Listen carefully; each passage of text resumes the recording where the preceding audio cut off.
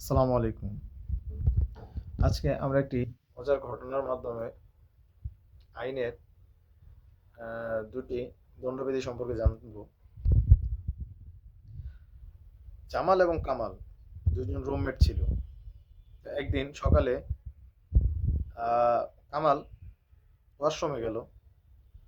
আহ, জামাল কি করলো, মজার ছলে কামাল যাতে বের হতে না পারে, হুম, ওয়াশরুমের দরজা আটকে দিল।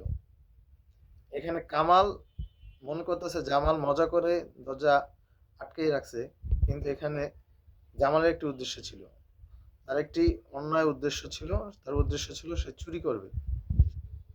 সে কি করলো, আহ, অন্যায়ভাবে তার অসম্মতিতে কামালের মানিব্যাগ থেকে 500 টাকা রেখে দিল। তো এখানে আইন অনুযায়ী কয়টি অপরাধ?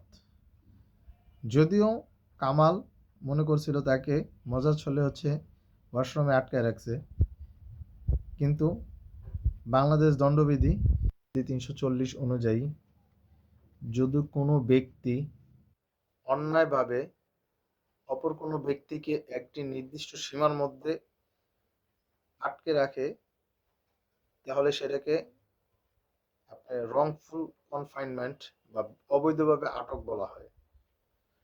এবং 342 ধারা অনুযায়ী তার শাস্তি হচ্ছে সর্বোচ্চ 1 বছর, অথবা অর্থদণ্ড হতে পারে, অথবা উভয় দণ্ডে দণ্ডিত হতে পারে।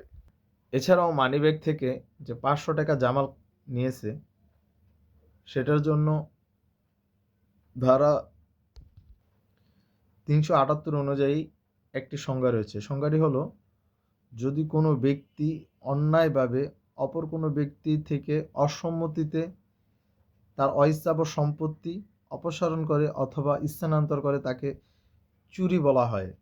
এবং ধারা 379 অনুযায়ী এই চুরির 3 বছর পর্যন্ত সশ্রম কারাদণ্ড দণ্ডিত করা হতে পারে, অথবা অর্থদণ্ড অথবা উভয় দণ্ডে দণ্ডিত হতে পারে।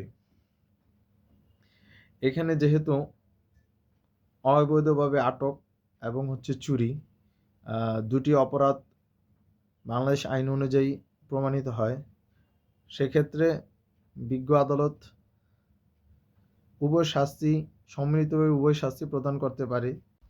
আদালত জামালকে 382 এবং 379 দ্বারা সম্মিলিতভাবে কারাদণ্ড এবং অর্থদণ্ড অথবা উভয় দণ্ডে দণ্ডিত করতে পারে। আবার কিছু ক্ষেত্রে প্রভিশন অফ অফেন্ডার্স এর অধীনে তাকে সতর্কীকরণ ভাবে মুক্তি দিতে পারে, অথবা যে টাকাটা চুরি করছে সেই টাকা জরিমানার সাথে অল্প কিছু কারাদণ্ড ভোগ করা লাগতে পারে।